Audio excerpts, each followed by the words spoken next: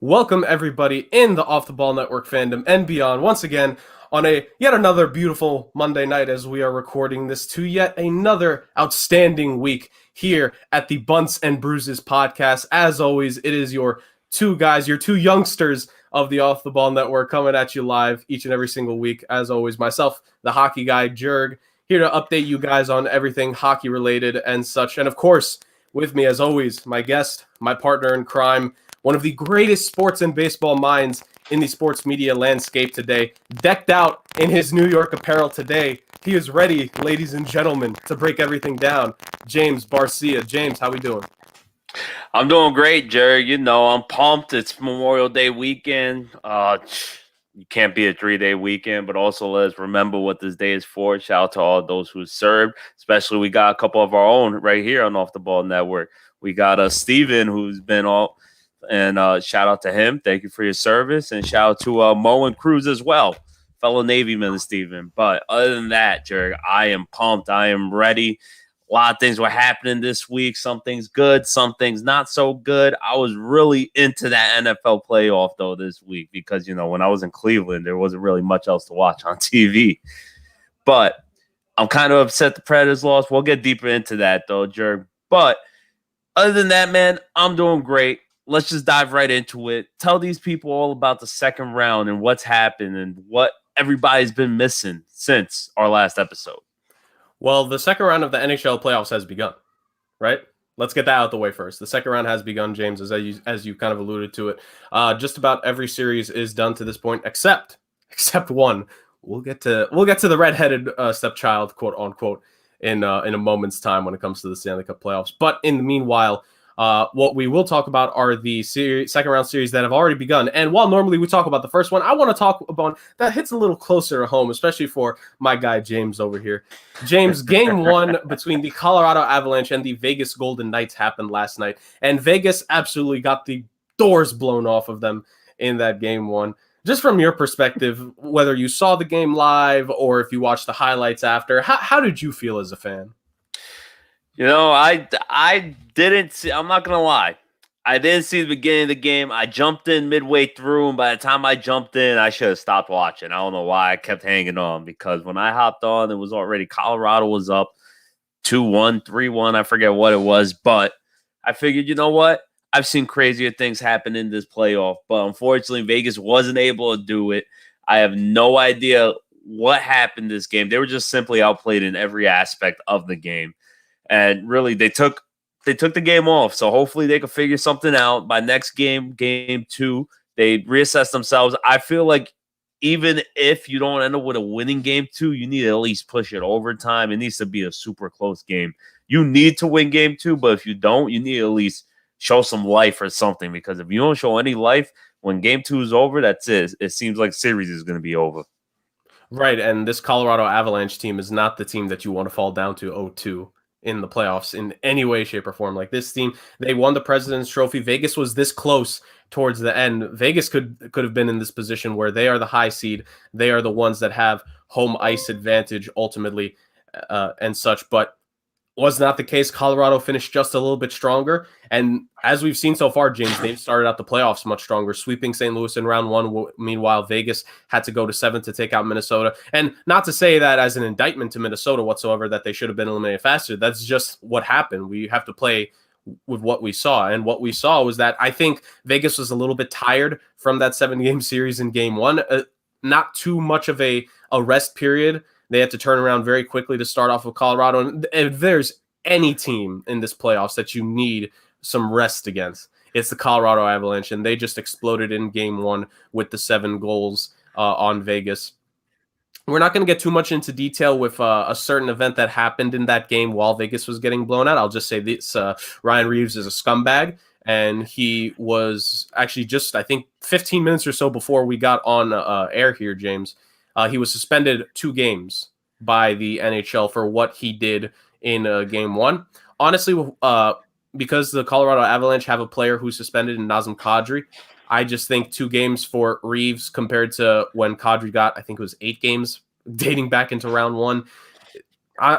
We're not going to get into a full breakdown of that. I'm just saying probably could have suspended him more. But let's be real here with how the NHL has been handling all the player safety stuff within the last month and a half.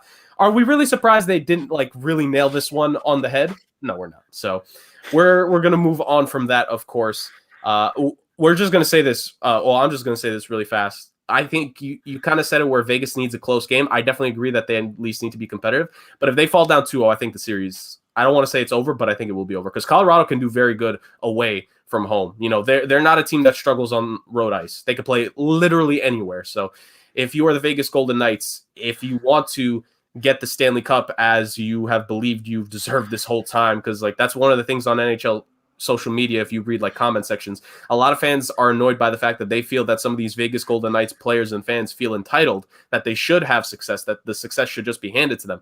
Obviously, that's not how it works. And they probably don't feel that way. It's more about like how they present themselves, how the organization, feels sometimes. But if they really want to get rid of that stigma, they need to bounce back and they need to play well against Colorado. And that begins in game 2 when we eventually see that happen. But speaking of series that are in game 2 already, the Boston Bruins and the New York Islanders are facing each other right now at this moment. The Bruins, I think, if I'm not mistaken, James, you normally you're amazing with the scoreboard watching for us whenever we record these shows. I believe the Boston Bruins currently lead that game right now 1-0. And it's a 1-0 lead in the game following a 1-0 lead in the series after a 5-2, I believe, final score in game 1. James, again, you've been big on pushing the Islanders and their success that they've had on these last couple of shows. Not because you're an Islanders fan, of course, as we mentioned, you are a Vegas Golden Knights fan, but we've always said this on every network and every time we're on the network in every sport. It's like we want the New York teams to do well. So obviously, it'd be nice if the Islanders are competitive, but they obviously did not look competitive in game 1. Nope. So James, from your perspective, what do you think is what the Islanders? What do you think is what the Islanders need to do to kind of fix things up here? Honestly, they need a score. The offense isn't there. They aren't playing as fluidly as they were playing previously. And what we expected the Penguins to do to the Islanders last round is kind of what the Bruins are doing to the Islanders this round. They're just being outplayed. They're being outdefended. They're being bullied real quick. And honestly, it's just, I'm not sure who to put it on, really. It seems like you need to put it on the whole team because it seems like they're not on the same page like they were in round 1. Right. I definitely think when it comes to hockey, you need to look at all aspects of everything. It's sometimes very hard to blame just one piece. And when I speak to that, I'm sure a lot of people are going to point immediately because 5 goals, Ilya Sorokin. So Sorokin allowed 4 of the 5 goals, the last one, well, one of them being an empty netter, but he still made 35 saves, right? So Sorokin, if he played phenomenal in round 1 and helped you beat Pittsburgh, you can't just immediately blame him for round 2 not starting off the way that you wanted it to. Now, obviously, coming into today, I don't think it was a big question by a lot of people, but I think there was the idea of who was going to get the start, and ultimately we did see a change as now Semyon Varlamov is the starter in game 2, so the Islanders ultimately did make the switch. I'm not going to say if I'm a fan of it or not. I think Sorokin deserved maybe a little bit of leeway after the good round 1, but I can also see from the Islanders' point of, hey, Varlamov has been the number 1 guy there since he's arrived at the island. Probably is about time that he gets the start here in the playoffs. Sorokin did his thing against Pittsburgh, and now it's the veterans' time. And I think, James, when you mention how he did against Pittsburgh and how the team did overall against Pittsburgh, I think, and this is from what I've heard from a lot of people, and I think as I've seen from what I saw in game 1 compared to what happened with Pittsburgh, I think rings true that this Boston Bruins team is just better than the Pittsburgh Penguins. They're a more physical team. They don't get bothered. They don't get, panic-filled when you knock them off of their game plan a little bit. They just keep attacking you and they keep going at it. I think in round 1, the Pittsburgh Penguins, when they saw how well the Islanders were doing defensively, I think they tried to change things up offensively. They steered away from their game plan. They weren't as disciplined, and they didn't allow themselves to be okay with getting uncomfortable and adjust from there. They tried to do everything they could to shift control back towards them, and ultimately, you can't always do that. Well, you can do that if you are a Colorado Avalanche, but the Pittsburgh Penguins are not the Colorado Avalanche by any stretch of the imagination this season. So I think that's part of the reason why Pittsburgh was ultimately defeated. When it comes to the Boston Bruins, what we saw in game 1, 5 goals, of course, as we mentioned, David Pastrnak with a hat trick, the first of many multi-goal games we're probably going to see from him in the playoffs because he's just an absolute talent and scoring threat. this Boston Bruins team just overpowered the Islanders. They got to Sorokin early. They bothered this team, and they just scored on them with efficiency. And I think you said it best, James. And again, to the end of the regular season, when we saw the Islanders start to, veer down a little bit, I said one of my things about this team come playoff time is while they can win these low-scoring games, there's going to be anywhere from 2 to 3 games in the series where you need the offense to win you the game. And game 1 was one of those games, and you just didn't get it. And now, of course, we'll wait and see what game 2 ultimately becomes. But the Boston Bruins at the moment are just absolutely dominating things. They lead 1-0 right now. And you got to give them all the credit in the world for how well they've done. And no, Kenneth, we will not talk about how bad the Knicks are. We may go back to NBA playoffs next week because the NHL, we're not going to be done with the round 2. Well, I don't think we'll be done with round 2 come next week, but we're not going to talk about the NBA playoffs this time around. So there's the lone Knicks mention here on the show for the fans. But speaking of lone mentions, only 1 goal was scored by the Carolina Hurricanes in their Game 1 contest between themselves and the Tampa Bay Lightning. Of course, the much-anticipated second-round matchup between these two teams. We've been waiting for it all year, and we are now getting it. And Game 1 was not anything like most people would have hoped for, especially after Carolina. They scored quite a few goals in round 1. Tampa Bay, of course, lit up the Florida Panthers on a number of occasions in round 1 in those two teams' respective series victories. But we saw a lower scoring game, 2-1 in favor of Tampa Bay. James, we've spoken about the Lightning and how great they've been the whole year. How big do you think it was for them to steal home ice immediately in that series? Anytime in any sport you could steal a playoff home advantage, you got to take it because that just puts you and gives you the leverage that you needed. So that way, when it finally is back at your place, you can just seal the deal. It takes a lot less pressure off you when you're at home. And when you're at home, you have an advantage like that. And honestly, it's kind of insane that the score was such a low-scoring affair, but doesn't it always seem like that in any sport where you have 2 offensive juggernauts? It always ends up being the defense finally just steps up out of nowhere. It's kind of sickening, but at the same time, I expect this next game where it's just straight offense and everyone's just a straight attack and straight downhill because there's no way you're going to see another one of these where it's a 3 total goal game. It's not going to happen, especially with these 2 dynamic offenses. You're talking about 2 of the best offenses in the league. Oh, yeah, absolutely. These are 2 teams. And if you just look at talent on both sides, Aho, Teravainen, Svechnikov, and Hamilton on Carolina. And then you look at Tampa Bay, of course, Nikita Kucherov, who I've heard, this is probably the best reference I've heard. Nikita Kucherov coming into the playoffs just like the Winter Soldier and, being defrozen and being sent to attack. He essentially was the Winter Soldier. He was a nightmare to the Florida Panthers. And, not quite yet, not necessarily yet in round 2 against Carolina, but of course that's bound to happen. But I got to give a lot of credit to the goalies in Game 1. Now, Andrei Vasilevsky, this is the kind of performance you could expect from him. Now, while it won't always be a goal, Vasilevsky is going to be good. And the key is if the Hurricanes can stop him. That's really the key for any Tampa Bay opponent. But especially for Carolina, when your goaltending situation, while it's been solid so far, it's never going to be anywhere near Tampa Bay's because of Vasilevsky and how talented he is. But Alex Nedeljkovic, you got to give him credit. The youngster came in Game 1. He stopped 28 shots, allowed 2 goals, including the final one, the game winner in the 3rd period. But again, he's been performing well. You have to give him credit. He bounced back from the back-to-back losses against Nashville and helped the team secure the last 2 victories. So if they didn't pull him after the back-to-back losses against Nashville, I don't expect him to be pulled after this one, especially because only 2 goals against the Tampa Bay Lightning. That's not bad. There was only the first goal of the game was the only goal. The first goal by Tampa, I should clarify, was the only goal where any of their top-line forwards contributed points-wise. It was actually Tampa Bay's depth that won them the game in terms of scoring. So you got to give the kid a lot of credit there. I definitely think he should get the Game 2 start.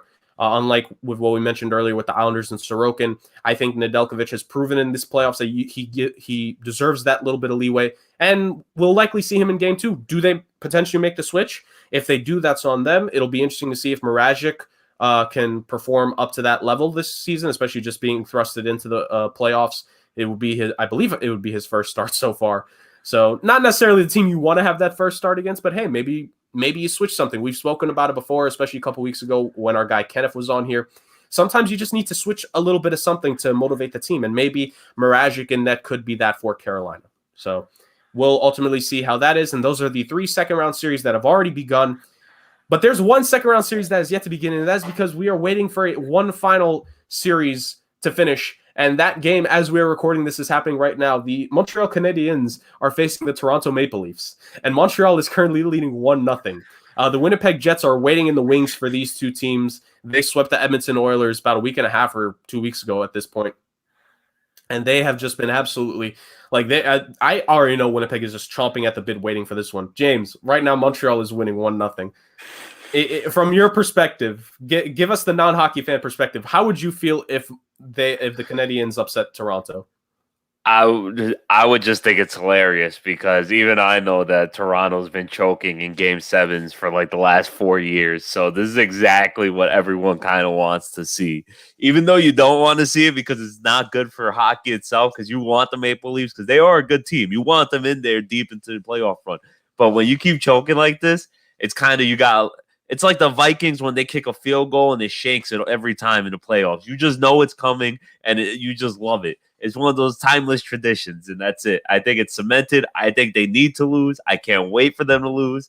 The only thing I'm getting from this whole series right now is whatever team is going to play Edmonton, they're screwed. As simple as that. Well, Edmonton Winnipeg. Has been Winnipeg. Sorry, Edmonton lost. But either way, whatever team needs to play Winnipeg, they're going to lose because Winnipeg has been resting, like you just said, Jurg, for a week and a half, almost 2 weeks. And these two teams have been doing nothing but beating each other up. Like, this has been one of the most violent series out of all the series in this playoffs.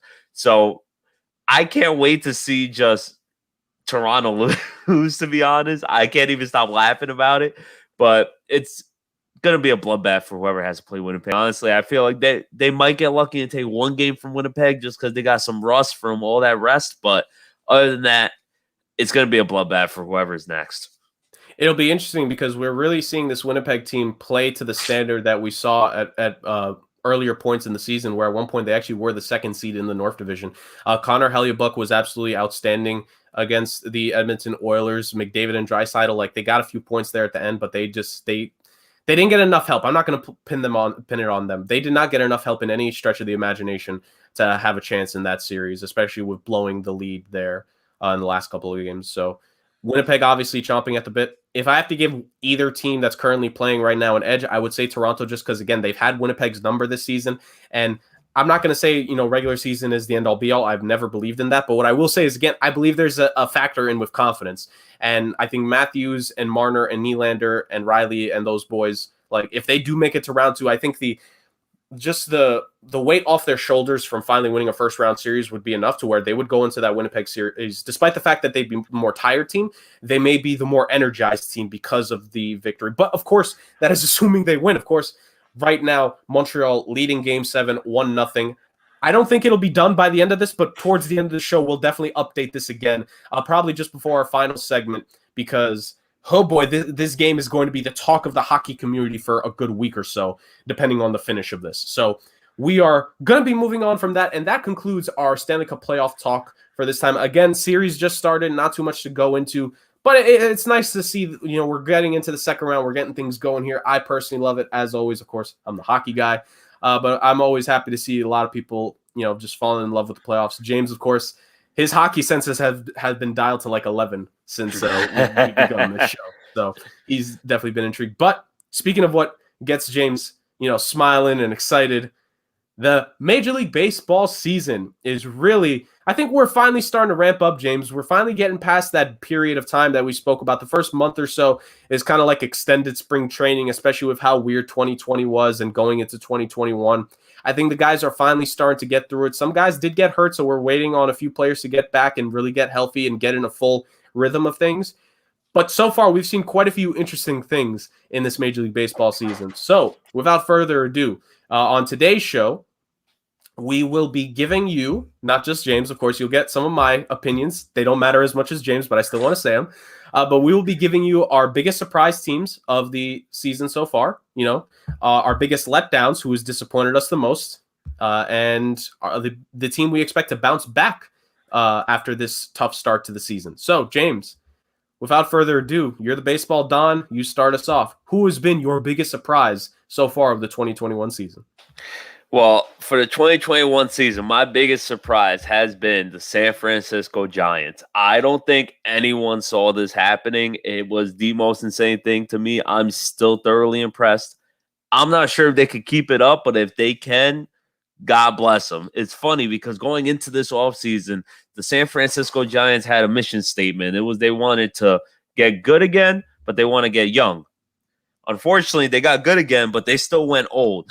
But it's still working out. You got the rebirth of Buster Posey, who took off last year due to COVID, and he took an extra year off from the hip surgery he had. And we're seeing the Buster Posey we have known and loved at a young 34 years old.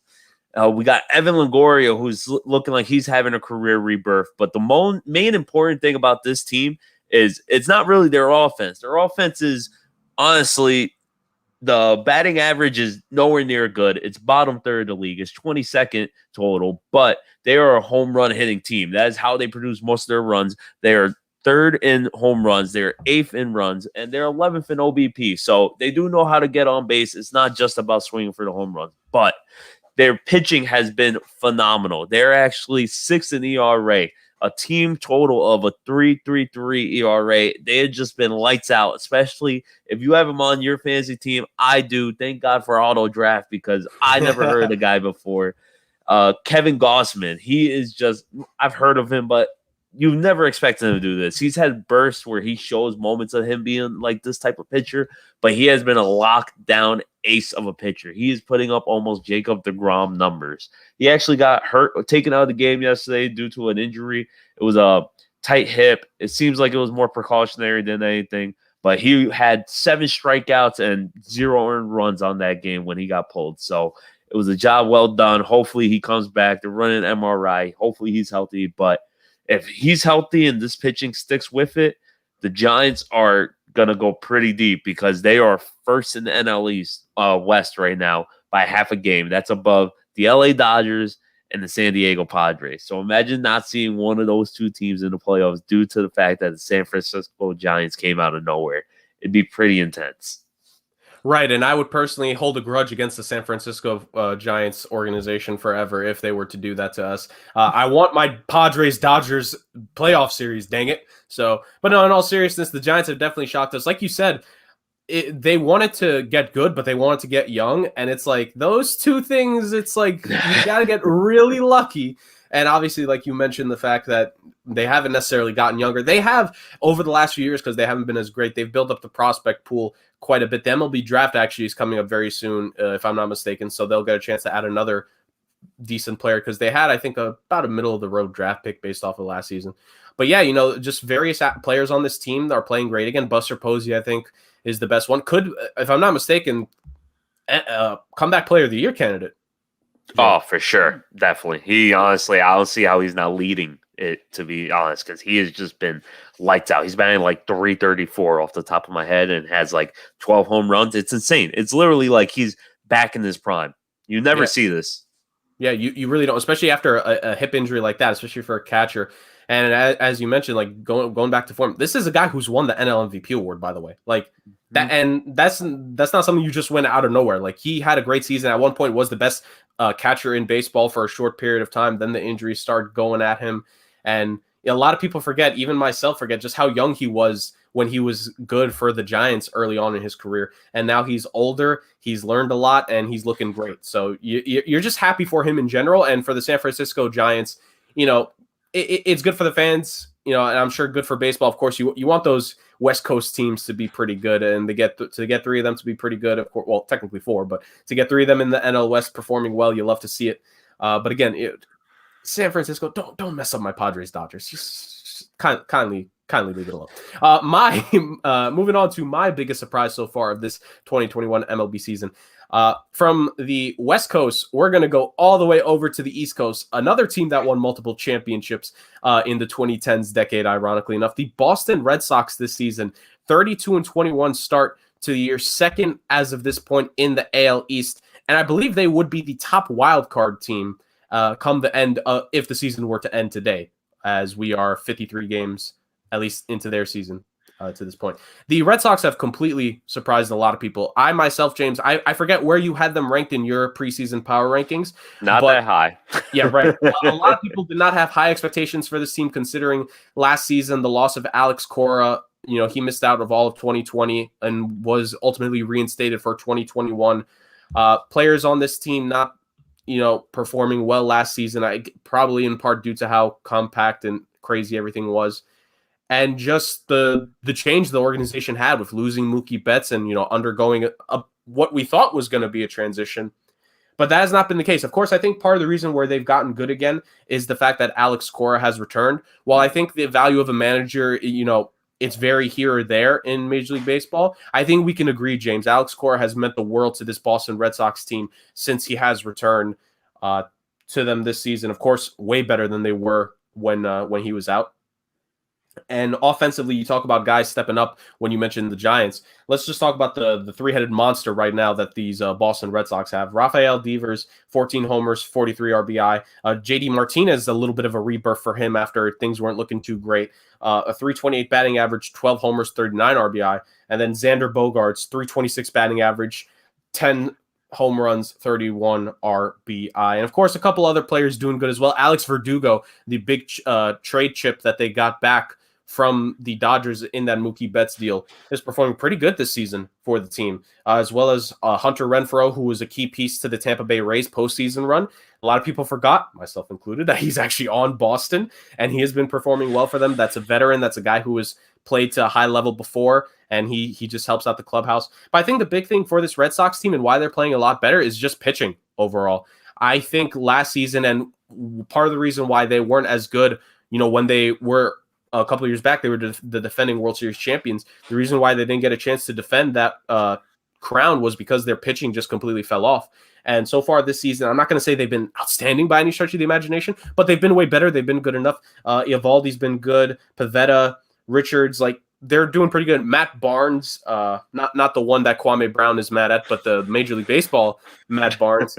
He leads them with 12 saves. I think he only has one blown save to this point, so he's been valuable for locking down the closer spot, which I think with a lot of the teams we have, James, closer is a big reason as to why we're either, disappointed in them or surprised by these teams. So he's been valuable for them. Just overall, I think Boston's played outstanding. Are they maybe playing over their heads at the moment? Of course, we wait and see.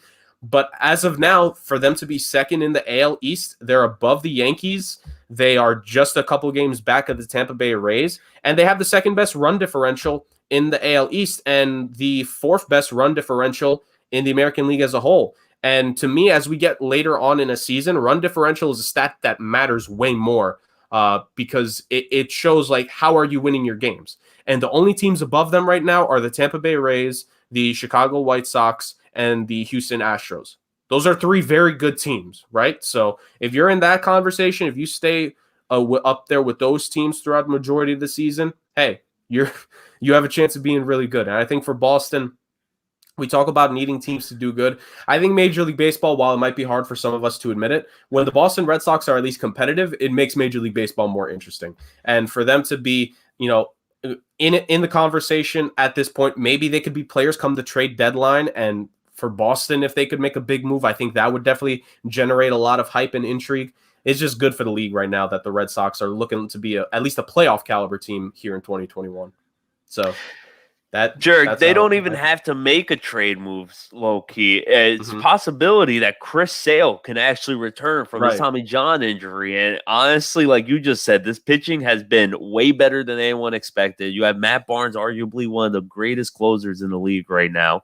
And you got Ottavino also coming out of the bullpen. He's just killing it. So if you could add Chris Sale and he could be 80% of himself, because Chris Sale 80% is still a lockdown strikeout machine. Right. That'd be great. You're just adding on top of this, like you said, number one wild card playoff team. But you also did mention the Yankees. So we're talking about how the Boston Red Sox have been one of the biggest surprise. Let's talk about one of the biggest letdowns of this season. And I know everyone's going to say it's because I'm a Met fan and I'm just being salty and all that. But no, the Yankees have been, in my opinion, the biggest letdown in Major League Baseball. You knew going into this offseason because they didn't do much. They tried doing a patchwork job by signing Corey Kluber, Jameson Taillon, and whoever else they did. But it was no big, not you didn't even really need a big star. You needed an addition to the team, though, at least offensively or deeper into the bullpen. Shockingly, though, their ERA is actually one of the lowest in the league. I believe it's fifth in the league, my correction. But the whole thing that the nucleus of this team, Jurg, was strictly offense. You see that lineup, and it's just straight offensive juggernauts. Giancarlo Stanton, Aaron Judge, Gleyber Torres, DJ LeMahieu. You signed DJ back. That was supposed to be the best signing of the offseason. He's supposed to return to MVP form, but DJ honestly has been a letdown. Unfortunately, he's on my fantasy team. So I got one guy who's hooking me up in this segment, and I got another guy who's laying me down. But irregardless, the Yankees need to figure out an offensive click because they're strictly analytic driven right now. And due to injuries, because other than the Mets, I can't think of another team that's being hit with as many injuries as the Yankees. I believe they have, I want to say 10 people on the IL right now. But unfortunately, that still isn't an excuse for why the offense isn't working. I get Stanton just got off the IL, but you need to figure out a way to keep these guys healthy because when you have Aaron Judge and Giancarlo Stanton, who basically are the paper mates because if one's not good, the other isn't good, or they're both healthy for only 2 games, it's not going to work out. And you need those guys consistently. And the Yankees are currently they're in a deep hole right now with your shocking surprise pick, the Boston Red Sox, and the Rays playing like an insane. But they also got the Blue Jays right on their tail as well. So the AL East is one of the craziest divisions to keep the eye on right now because there's legitimately 4 teams who could be playoff contenders. And it'd be kind of nuts to see the Yankees not make it into the playoffs or make it as a very low seed into the playoffs when they have World Series contentions coming into the season. Right, and I think you mentioned it. Aside from Garrett Cole, who are you 100% confident in when it comes to that lineup? I know Herman has been good this season, but I think pitching was a big issue for this Yankees team coming in. But now it's really the offense that has worried you at times. And like you said, it's just injuries and funny. And this is make it a callback, ladies and gentlemen. But we mentioned, if it wasn't last week or at least the week before, in Major League Baseball now, when you're a team that your main thing is hitting home runs, once the home runs start going away, we really see who you are. And the Yankees are a team that relies heavily on the power, but the batting average ain't always there for all their power hitters. And once you combine low batting average with not hitting a lot of homers, it starts to go down. So I think that's part of the reason, especially early on when the Yankees started out so bad, is because of the fact that no one was hitting homers for that team. So they've really become a team predicated on needing the power. And we kind of, in the NBA, we always say, you live by the 3, you die by the 3. Well, it's the same in baseball. If you're going to live by the home run, you're certainly going to die on it when you're not getting it enough. So definitely agree with you with the Yankees right there. But speaking of a team that, lives and dies by power bats here, you mentioned the Yankees. I'm going to go with another team in recent years who's really heavily relied on power. It's part of the reason why they've had early playoff exit each of the last 2 seasons, and they've been very disappointing to start this year. The 22-31, as of the time of recording this, Minnesota Twins. Ultimately, the Minnesota Twins are a team that had, at least myself, had some expectations going into the season. James, if I'm not mistaken, I believe the White Sox were your division winner in the AL Central, but I believe Minnesota was your second-ranked team at the very least back in the preseason. And they're not even that right now. If I'm not mistaken, they're 4th in the division at this present moment. They're even behind the Kansas City Royals. Shout out to Kansas City Royals fans, by the way, the one Royals fan that listens to our stuff. But the Twins have just been ultimately disappointing. They have fallen way below expectations, at least for myself. I thought the White Sox may have needed another year before taking everything and putting everything together. Now the White Sox have not only taken that lead, they have just blown past Minnesota. When the White Sox and Twins have faced this year, I don't know if they're undefeated against them, but I know they're just dominating them whenever they play. That's what the White Sox are doing to the Twins. And if you're Minnesota, obviously it's disappointing considering what the last few years have been. Now, I actually saw on ESPN, a lot of people have the Twins as their team that they believe can make a surge back into the playoff picture, James. And this Twins team has slowly begun to play a little bit better. And so what is going to help them become better? Ultimately, as I mentioned, the power in the lineup. Guys just need to start hitting more consistently. They have the ageless wonder, Nelson Cruz. He's been fine for what his role is, leads the team in home runs at the moment. But you obviously need other guys throughout the lineup to perform well. You have Miguel Sano, Josh Donaldson, Mitch Garver, Polanco, Kepler. Like, you just need all these other guys. They've been fine, but they need to take that next step this season. They need to shift into that next gear. You know, if you want to make the next step as an organization, as a team, which is what Minnesota wants to do, then your players need to do that. And I think if you're the Twins, the time has come for those guys to make the difference on offense. Byron Buxton, if you look at the stats on paper, it may not pop out to you, but then you look at the games played. He's missed dang near half the games for Minnesota this season. And even with missing half the games, he's second in homers. And if he's not second in RBI, he's pretty close. He may actually almost be first, if I'm not mistaken. Like, he's pretty close to, leading this team in offensive categories despite missing over 20 games so far. So what does that say about the rest of the team, right? So Buxton, when he's back, when he's healthy, he's obviously a big piece, but everyone else needs to step up. Like, Donaldson needs to find his power again. Sano especially needs to do so. And, let me get off the hitters for a bit. Let me go to the pitching right now at the moment, where there are 3 players in this Twins starting rotation that have an ERA of 5 or above.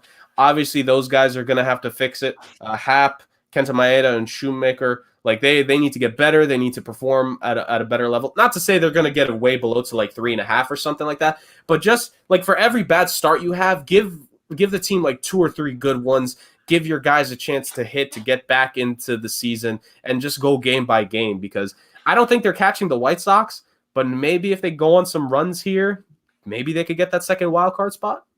Who knows? Who knows? So, speaking of needing to go on runs, of course, that lets us go to our third and final segment for third and final team that we are selecting. Biggest bounce back to come this season. So the season, of course, we're 50-plus games in, but it's a 162-game regular season, right? Mm-hmm. So there's plenty of time for any of the teams that we've spoken about at this point to either rocket all the way up or plummet all the way down. So, James, taking that into account, who is your team that you think is going to make what it doesn't need to be this week, but within the next week, a few weeks, who is going to just make an absolute surge up the standings in Major League Baseball? Believe it or not, Jurg, you just spent the last 2-3 minutes bashing the team I believe that's actually going to make one of the biggest bounce backs in the league this year, and I think it's going to be the Minnesota Twins. Let me tell you exactly why. You said it best. They have They are an offensive-driven team, but they're not hitting the best. But it seems like they're catching their rhythm finally the last week or two. And Byron Buxton should be back within the next week or two, and he's been playing. Unfortunately, he's another guy I had on my fantasy team. Either way, he's been playing at MVP caliber year. So when you get that guy who adds speed and power to your lineup, and he was hitting a ridiculous 300 batting average as well, that's going to rejuvenate their whole offense. But it's not even that really that you need to bounce back. What they really need is just their pitching to get locked down, because they signed Alex Colomb to be a lockdown closer. He's been doing terrible lately. So they're still trying to struggle right now to figure out who's their closer situation. It's going by committee. You need the bullpen to pick it up a little bit. But you got Jose Barrios, who he's been pitching great. He's not pitching like he is pitching like an all-star, but he's not pitching like a superstar. But he's young and he's finally playing it together. The only downside with him is he's a 2-pitch player. So when you want an ace, you want them to have that third option, because that's when you really get to mix with it. And when you're going deep into innings, let's say he needs to go 6-7 innings, when you're going through the lineup the third time or so, they're going to start learning your 2 pitches. So it makes it a little easier. That's why you need that third one to throw it in there and mix it up a bit. But they also got Michael Pineda, like you mentioned, and Kenta Maeda. He actually just hit the IL not too long ago. When he gets back, if this whole line of rotation and bullpen they don't even have to play great. They just need to be average to slightly above average. It could really bring back this whole Twins, because they put up runs still. It's just they don't have enough. They don't put up enough runs to keep up with the runs being put up against them. And it's no fault to their defense. It's just unfortunately their pitching just hasn't been up to par because their team ERA is a 4.66. That is not where you want to be in the MLB, especially in this day and age. Right, especially a lot of the relievers on that team struggling to this point. That's why I had them as a disappointment, because I think if the guys just, and like I said, same thing with the starters can be applied to the relievers. Just like for every bad outing, you have like bounce back with like 2 or 3 good relief appearances in a row, right?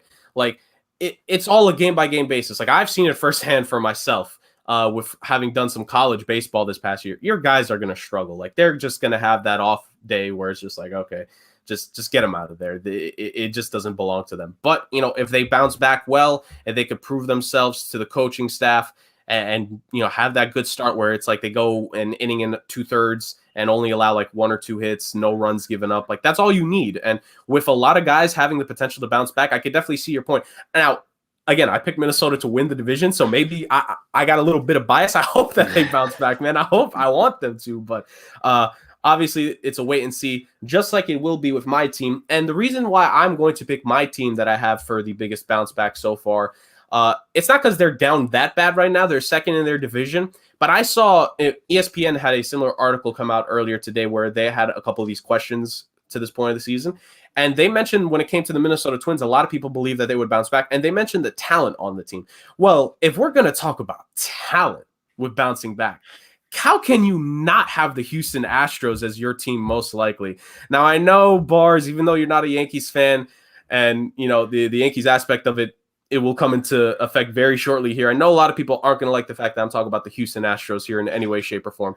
But let's just look at the facts. This team includes Kyle Tucker, Carlos Correa, Yuli Gurriel, Jordan Alvarez, Alex Bregman, Jose Altuve. Michael Brantley is like the 8th name I've said. Do you know how deep you got to be for Brantley to be like the 7th, 8th hitter I'm mentioning? Like this Astros team just has pure talent on offense. If 2 or 3 of these guys have an off, you know, week or two, then a lot of the other guys in this batting order can bounce back as well. You know, the offense is going to come and go, but all these guys could hit homers. All these guys can hit high batting averages too, even like. These aren't guys, a couple of these guys who have like power, like Jordan Alvarez is hitting extremely well. I think the worst hitter of this group is Kyle Tucker. And Tucker, for what it's worth, this is going to be the first like proper full season in his career. I don't think he's ever played above 60 games in a season before. So he's going to hit that wall for himself, but eventually he's going to work past it because it's all about adjusting to things, right? I think the biggest concern, probably a bit similar to Minnesota, is the pitching. You need the relief core on this team to do better. But again, when you have veterans on this team, when the starting rotation has done pretty well, Zach Greinke, while he's not being an ace anymore, he's actually been, at least for my standards, he's been a little bit better than I thought this season. McCullers right now is out, but he's expected, it's not going to be too long that he'll be out, and he's pitched pretty well for them this season. I think if you just get consistent, like we mentioned with the Twins, just get more consistency from the starters, get a couple better appearances from your bullpen arms, you're going to be just fine here, especially with Valdez and Odorizzi, 2 pieces for this team, are coming back very shortly. And again, 2 veterans, 2 experienced guys can help you with pitching, especially Odorizzi. Like the Astros are going to be just fine. And I mentioned, James, this is my last point. I mentioned run differential before.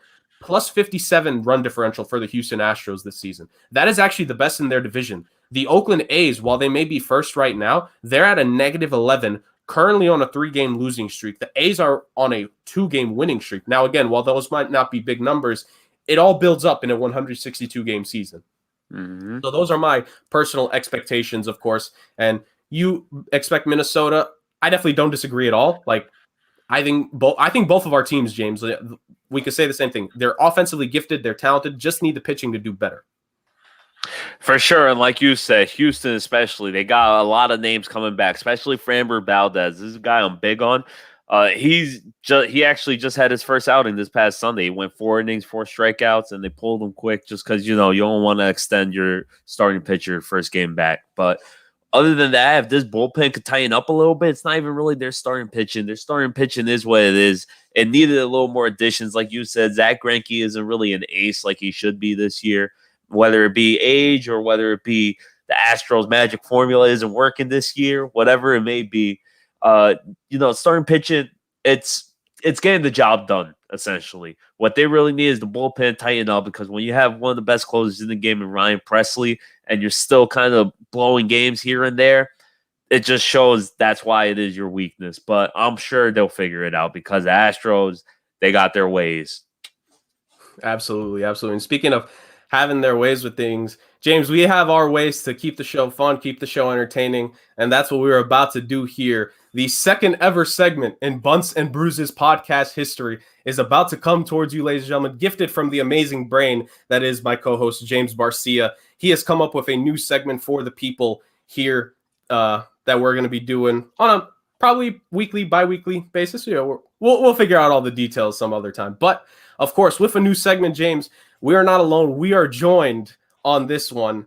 So another Off the Ball Network colleague will be joining us here today, but it's not just anyone. This man, he is the president, CEO, founder, leader. He is the architect of the Off the Ball Network as a whole. He hosts the Off the Ball podcast, which you guys can find on, Apple iTunes, Spotify, and just about everywhere you could get it. One of the best, if not probably the best basketball podcast out there in terms of amazing interviews and guests. This guy puts in all the work in front of the camera. He puts in all the work behind the scenes. He is the fearless leader of the Off the Ball Network, as I've mentioned. We are more than happy to welcome him onto our show for the first time ever. Our guy, the president of the network, Chris LeBron. Woo! That might have been the greatest intro I've ever gotten, being on a podcast. So I appreciate that, guys. I'm happy to be on. I'm excited.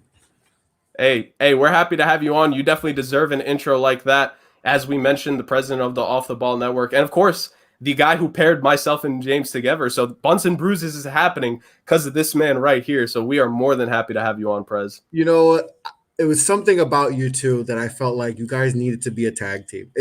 I remember just going through. I'm like, they need a podcast, but then I was like, maybe they need a podcast together. I think you guys would. And then we got set up with the first show, and I remember being at work, and you guys did it, and I was like, bingo, we got it.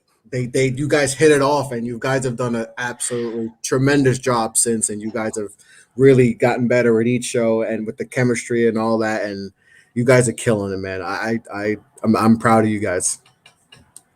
Prez, you can't be making me blush on my show like this, man. Come on. No, I mean it because, I was like, I said, you guys need to get a show, and then I was like, let's see what happens. Like, if it doesn't work, it doesn't work, but we got to try it. And then we tried it. We made sure everything went well, and it didn't just go well. We hit a grand slam with the first show, and then you guys finally put everything together. And then we made it official, and then it's been, I get.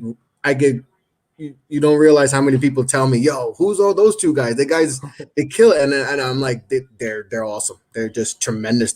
And people ask me, like, how long have they been friends for? It's like, no,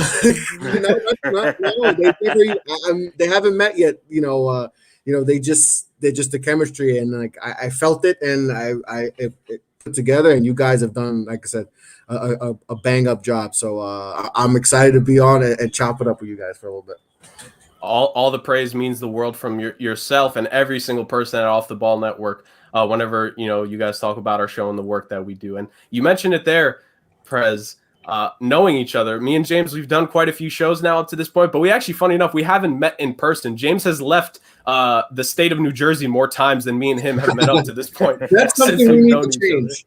That's something we need to change, since we actually all three are kind of closer than we all thought, because a lot of the guys here are from freaking the Midwest or out down west or down south, and we're kind of close to each other. So that's something I think we need to make happen real soon, is do a live show together or hang, whatever, just get together and just shoot this, just chop it up. And, because none of us have actually, anyone on the network has never actually physically seen each other. So I think we can, now that, the world is getting a little bit back to normal, I think we could definitely try to make that happen sooner rather than later. Yeah. And let that go to show none of us have met each other in person, yet the chemistry in the shows are just absolute bangers. Isn't that wild? Like, and it's crazy because, we got the 2K stuff, right? And everyone, they all assumed that we all were together. And we were like, no, we're all in different parts of the country. And they're like, no, you guys are like, you guys seem like you guys like live next to each other or in the same, state. It's like, no, we're all but it shows how we've grown is like, we're all in different parts of the country. And yet we figure out, we got the chemistry going. We all work into it, whether it's any combination of any one of us, it just works. And that's what makes this great, that we all gel with each other. You don't see that a lot. You don't see that a lot in a lot of places. Right. So, James, we mentioned it. We brought Prez on for this. Introduce the segment that you have birthed, my man. I will. Welcome, fans. This is the Getting to Know You segment. We decided that you guys don't know enough about us or OTBN or all these beautiful faces and voices of the Off the Ball Network. So we decided how else to start it than bringing the one, the only president to the show. And we're going to see me versus Jurg, who knows the Prez better. He's going to ask us 4 multiple choice questions, and we're going to go through them. By the end of it, we'll see who had the right answers. I know I'm going to win just because I'm that good. Other than that, let's get straight to it, Prez. Hit us with question number 1. Okay. Because I honestly, it took me the whole hour to figure out some good ones. And the last 2, I was like, oh, these are good. I think they're good. But all right, let's go. Question 1. What position did I play in football in high school? A, outside linebacker. B, middle linebacker. C, defensive end.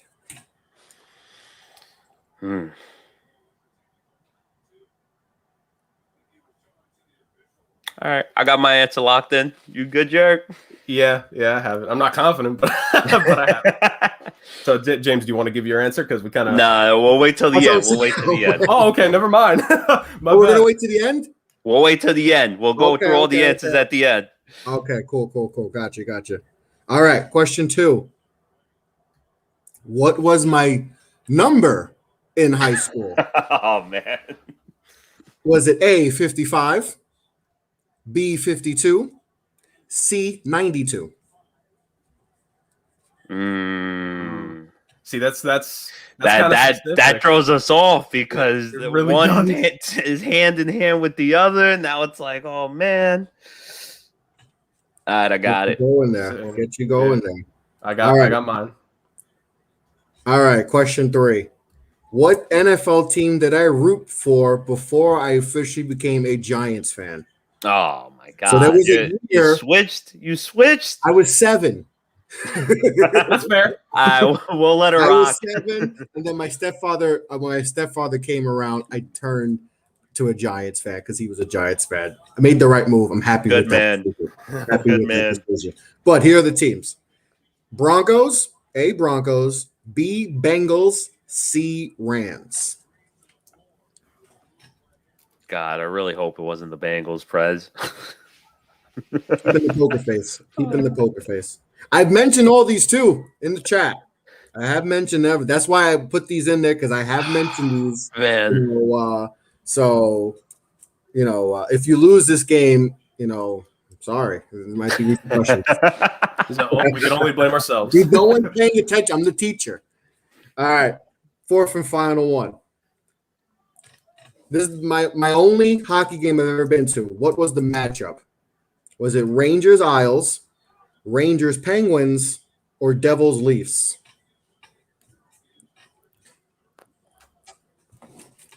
I'm really gonna be mad that I'm not gonna get this one. I mentioned this because it's the only hockey game I've ever been to. It was a great experience too. 4 rows up. It was just, I struck gold with these tickets that someone just gave them to me and was like, "Hey, go." And I was like, man, why not? Let's go. So I struck gold with this. I've mentioned this before too. Like I said, all these I've mentioned before. So, all right. So you want to start with the first? Yeah, just repeat the question and remind the fans. Exactly. All right. So I'll repeat the question. Question number 1. What position did I play in high school football? Outside linebacker, middle linebacker, or defensive end? I picked middle linebacker. I'm going to get this wrong. I picked defensive end. God, Come on, guys. It was outside. It was an outside linebacker. Dang it! Oh, outside linebacker. I only played one game at middle linebacker, and it was the worst game I ever had in my life. So I never played it again because it's a huge, massive difference. I don't think people realize the difference until you outside and middle. It's taking on guards that are 6'6" wasn't fun. So I never wanted to do that again. Let me just rush the pass and pop back. I was just thinking brain of the defense. I said brain of the network. I was like, it makes sense. I did call the plays, but I wasn't big enough to be a middle linebacker. The guy that played middle linebacker was like 6'4", 250. So you gotta give it to him. But he wasn't smart, so I had to call the plays. But he was the middle linebacker. So yeah. All right, 0 for 1, guys. All right, question 2 was, what was my number? 55, 52, or 92? I'm going 92.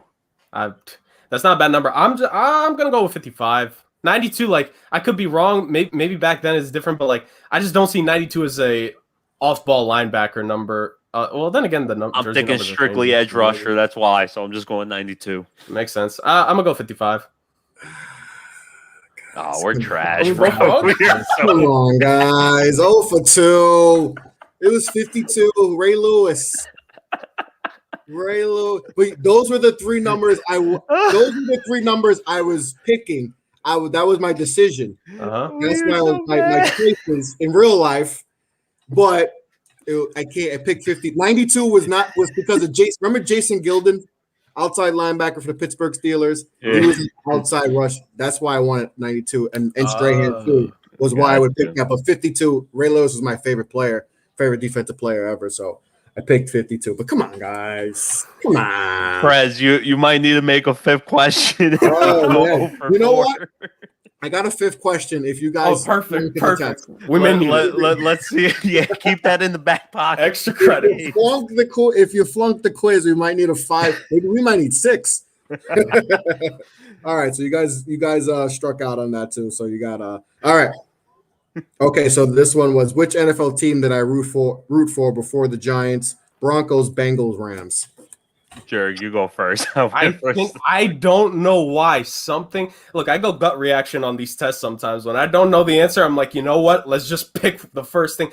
For some reason, I heard a whisper in my brain say Broncos. I think I'm wrong, but for some reason, I lean towards Denver. So I picked the Broncos. Bars? I think it's Broncos too, but he said Ray Lewis, and it's making me think, should I go Ravens? And well, no, he said Rams. Rams. I said Rams. Oh, Rams? I thought it was Ravens. Never mind. I'm going Broncos too. I feel confident in that.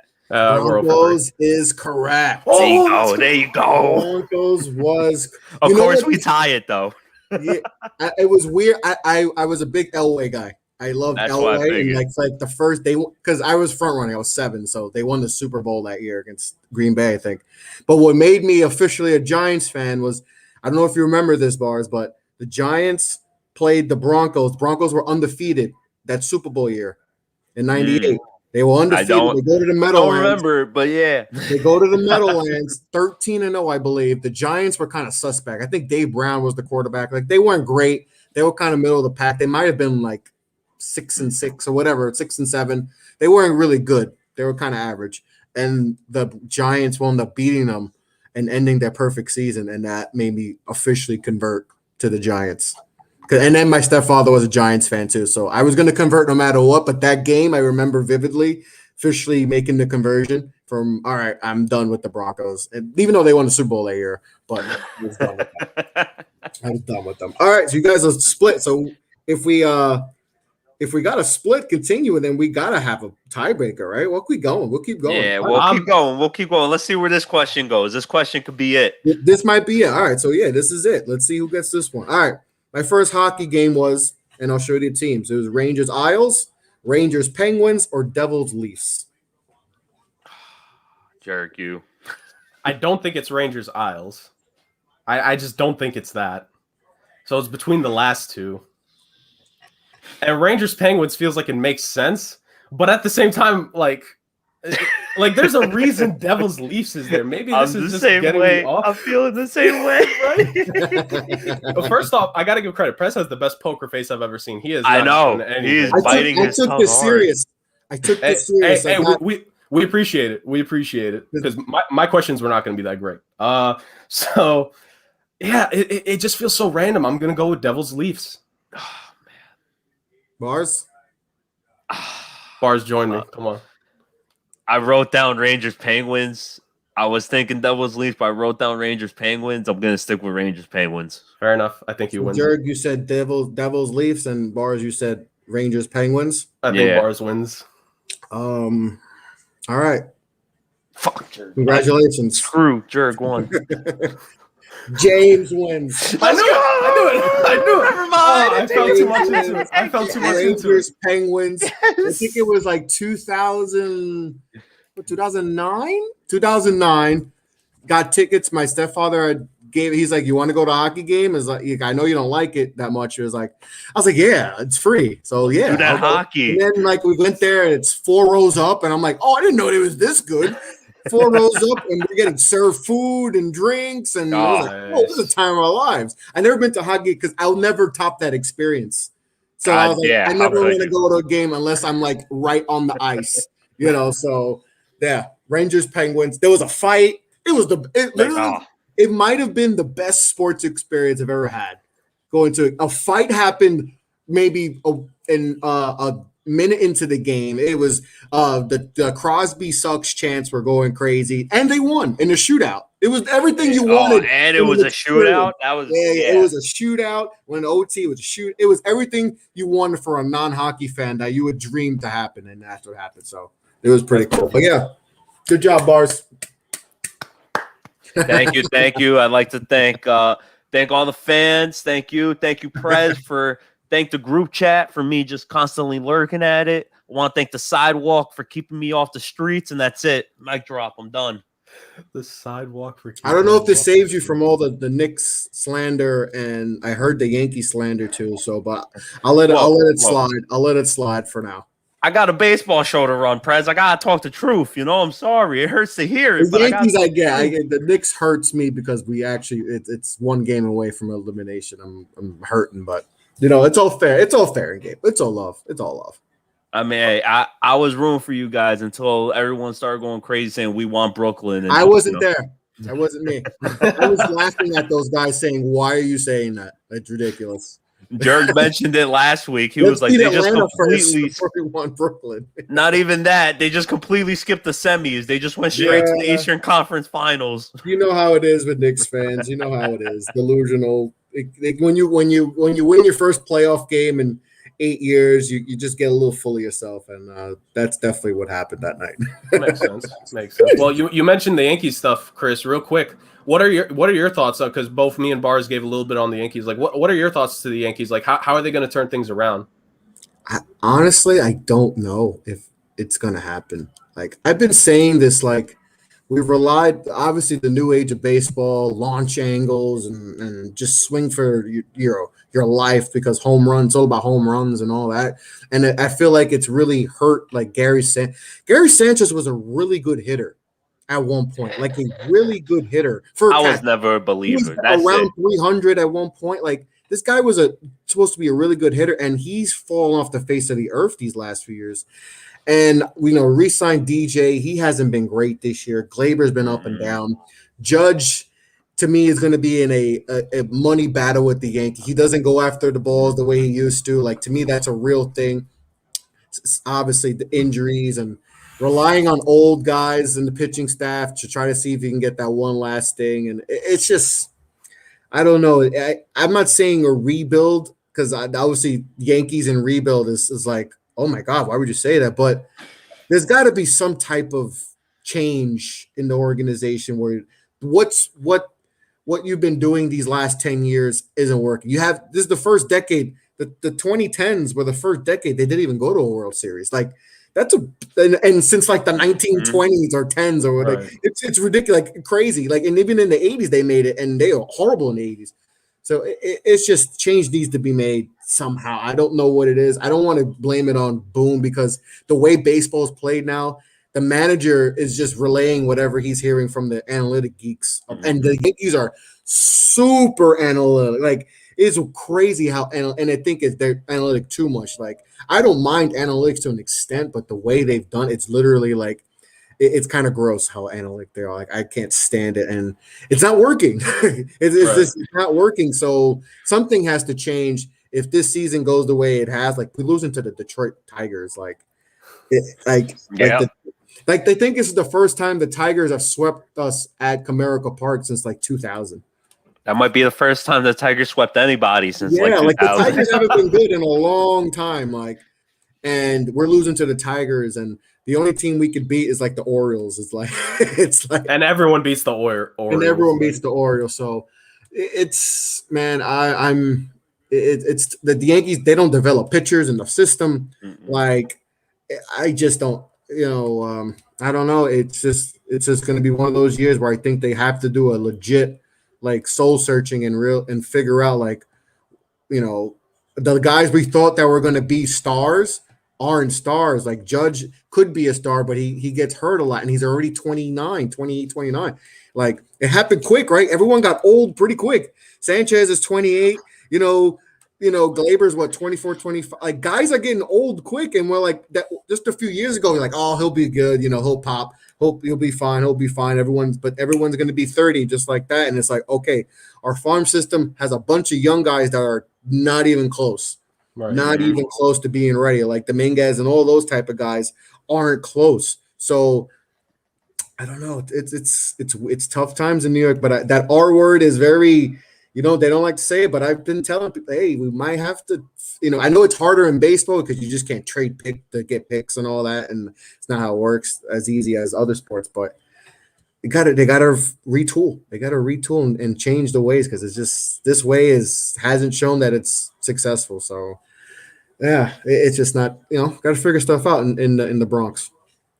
Makes sense for sure. And James, I definitely know James was smiling when you said, I'm not a fan of the analytics. James has waged an anti-analytics war on our show since we've begun. It's just, even in basketball, right? Like I remember listening to a podcast and they were bringing up numbers that just unnecessary. Like numbers like PPMs, points per molecule second. Like, all right, no, just no. Like, simple analytics. Like, okay, what's his percentage from the 3-point? What's his percentage when he's wide open versus on a defender? Okay, those are numbers that you can use and you could utilize, right? But there's some of these numbers in football, baseball, that it's just like, okay, no, we're just doing too much. And like with baseball, it's like, do guys go 5 innings anymore? Like, barely. Rarely. If anyone goes past 5, it's a miracle. A complete game is more rare than a no-hitter. Yeah, but we've seen a lot of no-hitters because the hitting has been so atrocious. Yeah. Like no one can hit no more. Like no one can hit. Like it's crazy. Like I know this is an outlier, but like Barry Bonds and like some other guys in like they were like their on-base percentages were over 450. And like if you were around 400, you were like, okay. But now if you're 390, you're an elite on-base player. Yep. It's like, and I remember like growing up, I was like, that was never like if you were 390, I was like, oh, that's not that good. You're average of that. Yeah. Like guys on-base percentages are like 315, and it's like, oh my God, no one works the count. No one's doing it. That's the one part of baseball is like, I love home runs. Don't get me wrong. That's what I was as a baseball player. I was a home run hitter, but I struck out a lot. And I realize now that I probably hurt my team with all the strikeouts I did. And seeing it now where it's just like I remember when Russell Branyan back in the day and Richie Sexton, when they struck out 200 times, it was like, oh my God, how do you strike out 200 times? Now it's like, well, Judge does it and Stanton does it and Gary Sanchez strikes out 170 times and Glaber strikes. It's like it's just the no normal now, but it's unfortunate, but it's the new NL. Oh, I can't stand that word. It's just me either. Especially when you got guys who are GMs that are they're just like computer nerds, and that's how they got their job. And it's like that's fine, but it's like to base a sport that's based off emotions and like. It doesn't judge like if a person's sick or he has stuff going on at home and all that. It's gotten overblown too much, but that's the way the world is right now. The world is analytics right now. So, it is what it is, man. You just gotta live with it. Right. The world is all about numbers right now, but there's only two numbers that matter to us right now. First of all, game update. The Montreal Canadiens are leading the Toronto Maple Leafs 2-0 right now in the third period. Toronto's about to choke, so it's going to be interesting to see. Let's go. It's going to be interesting to see if that happens as we end things off. And like I said, the other number is time, and time, sadly, is towards the end here on the Bunts&Bruises podcast. But once again, it was amazing. And like I mentioned before, it was an absolute honor and privilege for us to have the president of our network on here. So, Chris, send the people off. Where can they find you and all the amazing stuff you do? Yeah, first of all, thanks for having me, guys. This was fun. Bars won the trivia. Even though, like I said, he did slander a lot of the Knicks, but hey, you know what? We deserve it, so I'm not going to get on you too much. But you can find me Off the Ball Pod on Off the Ball Podcast, Twitter, Facebook, Instagram. Podcast is available on all podcast platforms on YouTube, and you could, like I said, make sure to follow everyone at Off the Ball Network, OTB_network on Twitter, offtheballnetwork.com. All your sports, we're cranking up more articles by the day on the website. And Off the Ball Network is pretty much the official post game host of the NBA 2K League. So Wednesdays through Saturdays, catch us after all the 2K League games. They start at 7 p.m. on YouTube and Twitch. So right after that, you'll catch me, Mo, Edgar, Jelani, and a bunch of us. Any combination of us, hosting that. So big things going on for the network, and a lot of exciting things coming. And shout out to you guys. Like I said, you guys are killing it. Love the show. It's one of my bright spots on Monday nights, or if I check it out Tuesday mornings at work, heading to work, it gives me something to look forward to. So you guys are killing it, and continue success with everything, guys. Thank you, Prez. You're the best. Yes. And James. Hey, James, I'm past out. We were talking about closers before. I want you to be the closer from now on. Close this out. Let the people know where they can find you, me, and the show as a whole. You guys already know you can find us at Bunts&Bruises Podcast on Twitter. Follow me at Bars Talks on Twitter. Jurg at JurgK40. Excuse me. You can follow me on my new Instagram. Still haven't posted a damn thing yet, but when I do, it's going to be huge. It's Bards_Talks on Instagram. You can follow Jurg, same thing, JurgK40 on Instagram. Other than that, please, guys, please. We're still working on Apple Podcasts, but forget it. Follow us, Spotify, Google Podcasts, iHeartRadio, and all your Anchor. Everybody else but Apple. You know what? We'll need Apple. I'm a Microsoft guy anyway. Other than that, guys, Islanders are up 2-1 in the second period. It's been a great week. I had fun. Don't forget who is the #1 champion, getting to know you at the moment. Till next time, see you guys.